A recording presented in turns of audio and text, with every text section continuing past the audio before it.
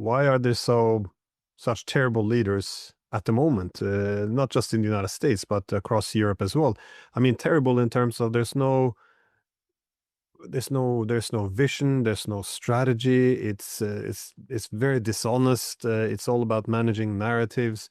It, well, overall, we don't see any leaders of the past. And again, this is Europe, where you began with the Peace of Westphalia. You came up with modern diplomacy. Uh, this is I don't see any leaders again in Europe today, which seems to be able to get the continent back on track. Which well, then you kind of hand over the mantle to any crazy leader, any strongman coming along claiming that he can fix the system if he just pushes the old order aside.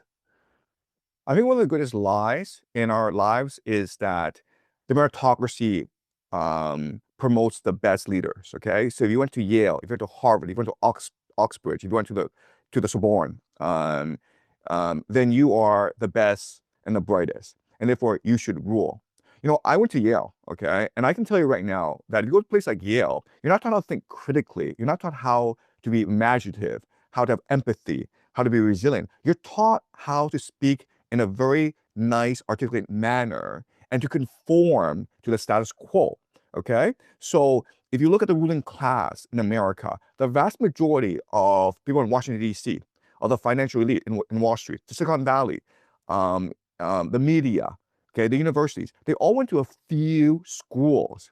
And as a result, they live in a bubble. They see the world in a very jaded manner. And so they're unable to empathize with the suffering of ordinary people. They become disconnected with the ordinary people. And they can't possibly imagine what life is like for just a blue-collar worker. That's one. Number two is, the problem with meritocracy is that if you think that you deserve what you have because you worked hard, then you also believe that other people who are poor deserve what they got because they're lazy, okay? So the government should not help these people. The government should help immigrants. The government should help minorities. The government should help women, because these are historically persecuted groups. But we should not help ordinary white men because they deserve what they got, because you're stupid. I worked hard in school, and so I got into Yale. You didn't work hard in school, and so you should be a guardsman making very little money. You should be unemployed, okay? So there's just this contempt. There's just this visual discontent for the ordinary people among the elite that drives a lot of their policies, okay? And then the third thing, and this is the most important, is that when you go to a place like Yale, you've succeeded all your life. And so you're not capable of humility. You're not capable of self-reflection, okay? So in 2016, when Trump won, this was a pivotal moment in Western history. At this point, the elite could say, listen, why did Trump win? Well, it was probably because of inequality. It was probably because of those, because we bailed out Wall Street in 2008, right? We should bail out the homeowners, but instead we bailed out Wall Street. So it's our fault that the people elected Trump. This is a wake-up call for us. It's time for the elite to start working for the masses again. Instead, what happened? Instead, the elite said, oh, it's because Trump's a Putin spy. It's because he's a spy. And Russiagate, this hoax will prove that he's a spy, okay? So it's not our fault. Oh, also, Trump cheated. It's because of Facebook. So they found all sorts of pretexts to disguise the fact that Trump won because of mismanagement by the elite, okay? And so we have this elite class in America and Europe who are extremely arrogant. They live in their own bubble. They're mediocre, but they think that they're superior, and they're incapable of any humility, any empathy. And that's why we are where we are. Well, when you said this, I just clicked open a quote by Professor Richard Rorty, because he was making a similar point, but back in the 90s, because when the economic liberalism and globalization of the 1990s were gaining speed, he wrote this paragraph in his book, which I thought was great. And essentially this was predicting what excessive economic liberalism under globalization, that it would produce some political radicalism. So he wrote, and this is a quote, Members of labor unions and unorganized and unskilled workers will sooner or later realize that their government is not even trying to prevent wages from sinking or to prevent jobs from being exported. Around the same time, they will realize that suburban white-collar workers, themselves desperately afraid of being downsized, are not going to let themselves be taxed to provide social benefits for anyone else. At that point, something will crack. The suburban electorate will decide that the system has failed and start looking around for strong men to vote for. Someone willing to assure them that once he's elected, the smug bureaucrats, tricky lawyers, overpaid bond salesmen, and postmodernist professors will no longer be calling the shots.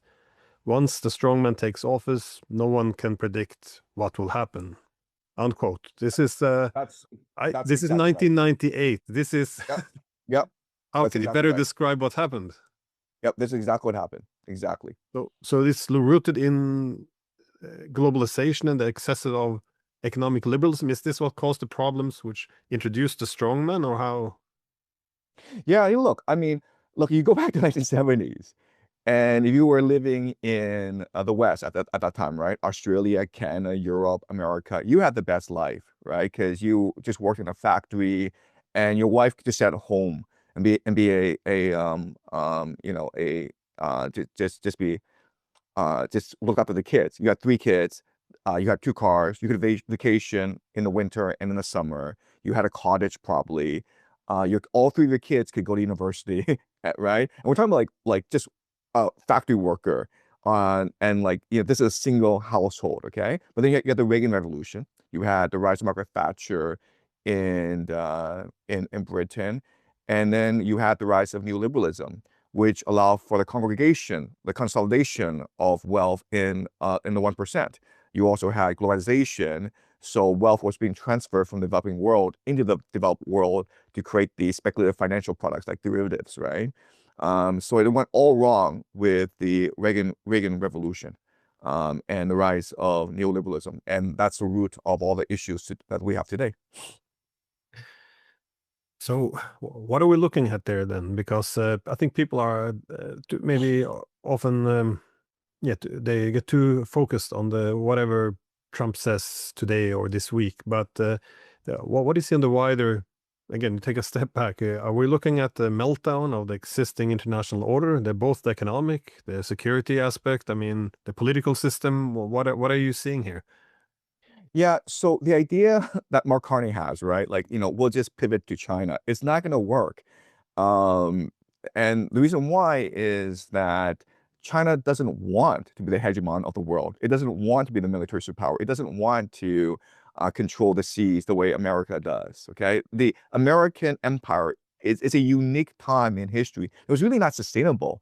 The idea that one country is able to control the entire planet for technology, for the military, and for finance. That was just not sustainable in the long term. And it really hurt America. It caused America to be overextended, to be over leveraged, and that caused a lot of economic issues in America, which allowed for the rise of Trump. So we are just witnessing the breakdown of the multilateral world, and there's no replacement. Okay, and what this means is more conflicts around the world, specifically between Russia and America.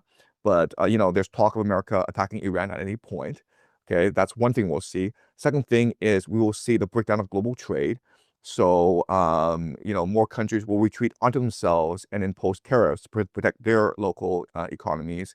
You will also see environmental catastrophes. So there's this giant snowstorm that engulf America, and this is going to be the new normal.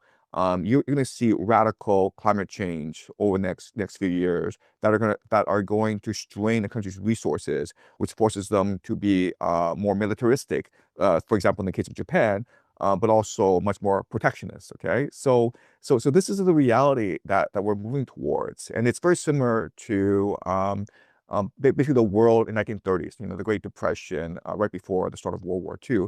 So it seems that all signs are moving towards a major global conflict. And right now, it's really a question of like who's going to take which side. You have Russia on one side, and you have America on another side. It's really a question of like, where will the other powers join? And unfortunately, I think what's going to happen is that it's going to be complete chaos where the sides won't be so clear, and it's really different countries will choose different alliances, but these will be shifting alliances over time. So China will try to play both sides. UK, Europe will try to play both sides. So it'll be a very dynamic geopolitical struggle. Well, it reminds me about what Kennan wrote in this policy planning staff memorandum in 1948. He was making the point that the US has about 50% of the world's wealth, but only 6% of its population.